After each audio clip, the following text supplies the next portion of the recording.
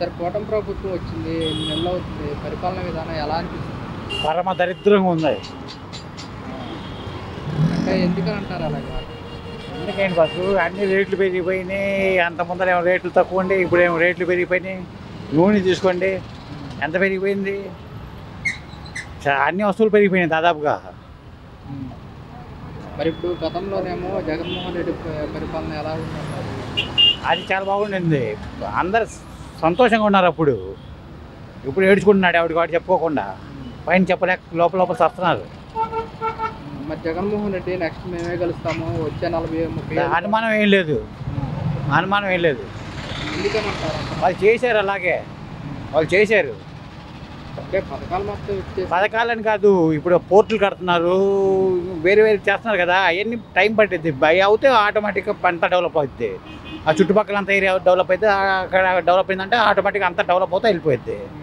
అది వీళ్ళే ఉంది మొత్తం తీసుకెళ్ళి అమరావతిలో డబ్బు చేస్తున్నారు మొత్తం.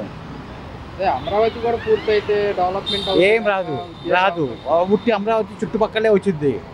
ఇప్పుడు 4 పోర్టులు 4 వేరు వేరు ఏరియాలో ఉన్నాయి. ఆ చుట్టుపక్కలంతా డెవలప్ అవుతాయి.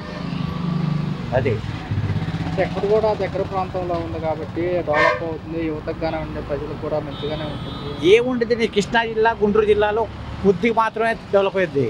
ఇప్పుడు ఈ పోర్టులు అంటే 4 చోట్ల ఉన్నాయి, 4 వేరు వేరు జిల్లాల్లో ఉన్నాయి. చుట్టుపక్కల డెవలప్ అవుతాయి. ఇప్పుడు ఆల్రెడీ రామాయణపట్నం దగ్గర అది కారిడార్ కూడా వస్తుంది, డెవలప్ అవుతాయి ఆటోమేటిక్గా.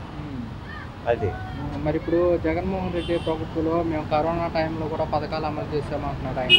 కూటమి ప్రభుత్వంలోనేమో డెవలప్మెంట్ చేస్తామంటున్నారు. ఏమనిపిస్తుంది?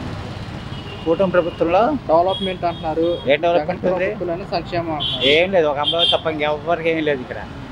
రోడ్ల విషయంలో కానివ్వండి, రోడ్లే ఉన్నాయి, అప్పుడైనాయి ఇప్పుడైనాయి. మామూలే, ఇదంతా నడుస్తూనే ఉంటుంది, అవన్నీ మామూలే.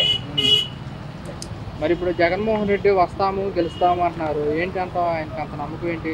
ఆయన నమ్మకం అది. ఏంటి నమ్మకం అని మనం ఏం చెప్తాం, ఆయన నమ్మకం అది. మరి ఇప్పుడు వైఎస్ఆర్ కాంగ్రెస్ పార్టీ నుంచి అందరు రాజీనామాలు చేస్తున్నారు, ఏమైంది? ఏమవుతుంది? ఆయన ఒకటి చాలు వాళ్ళకి ఆయన ఒకటి చాలు. మరి అలా అనుకుంటే మరి పార్టీ సంఖ్యాబలం కూడా తగ్గిపోతుంది కదండి. ఏమైందండి, ఎలక్షన్ అప్పుడు అందరు మళ్ళీ వస్తారు. ఈ రూలింగ్లో లేనప్పుడు హెరాస్మెంట్ చేస్తారు, వేరే పార్టీ వాళ్ళని చేస్తారు, అది మామూలే. వెళ్ళిపోతారు, మళ్ళీ వస్తారు తర్వాత. అదే మరి కాంగ్రెస్ పార్టీ నుంచి కూడా అతను శైలజానాథ్ గారు వైసీపీలో చేరడం జరిగింది. ఇప్పుడు అధికారంలో ఉంటే చేరితే అది ఒక లెక్క అనుకోవచ్చు. ప్రతిపక్షంలో ఉన్న పార్టీలో చేరడం ఎలా వస్తారు? వాళ్ళు చేసిన సక్సెస్ లేదు కాబట్టి కూటమి వాళ్ళు అందుకు దీంట్లో చేరాడు. అది లైఫ్ ఉండిద్ది అని. లైఫ్ ఉంది అంటే వీళ్ళు అధికారంలో లేరు కదా. అవునండి, ఫ్యూచర్లో ఉంది కదా, ఫ్యూచర్లో వస్తారని దాంతో చేరాడు. ఇంకా అధికారంలో రావడానికి ఇంకా 4 ఏళ్ళన్నర టైం ఉంది. ఇంకా ఉంది. జనాలు చూశారు, బస్సు 9 నెలల నుంచి చూస్తున్నారు. మీకు మనం చెప్పవసరం వాళ్ళే గుర్తు వేసుకుంటారు వెళ్ళి. మనం చెప్పడం ఏముంది, అనుభవి చోట వేసుకుంటారు వెళ్ళి. ఇప్పుడు నేనే ఉన్నా, నా పిల్లలకు ఫీజు రింబర్స్మెంట్ వచ్చినప్పుడు, ఇప్పుడు ఒక అబ్బాయి ఉన్నాడు బీబీఏ చదువుతున్నాడు, నేను కట్టుకోవాల్సి వస్తుంది. పని ఆపడుతారు ఎగ్జామ్స్కి, తిప్పలు పడి అప్పులు చేసి కట్టుకున్నా చేస్తానా.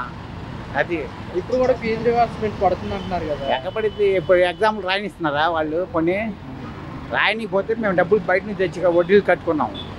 రాయనిస్తున్నారు, రాయనిస్తే పోవాలా, రాయనిచ్చట్లేదు అసలు. గతంలో ఎలా ఉండేది? ఫీజు హాయిగా ఉండేది, తలనొప్పి లేకుండా. ఇప్పుడు మా పెద్ద అబ్బాయి ఇంజనీరింగ్ అయిపోయింది ఫీజు రింబర్స్మెంట్లో. జగన్మోహన్ రెడ్డి ప్రభుత్వంలో ₹1 కూడా కట్టలేదు. ₹1 కూడా కట్టలేదు. అది చెప్తున్నాగా. ఇప్పుడు మా అబ్బాయి బీబీఏ ప్రాబ్లం ఫేస్ చేస్తున్నాడు. బీబీఏ బీటెక్ కాదు, బీబీఏ. అబ్బాయిది అయిపోయింది పెద్దోడిది.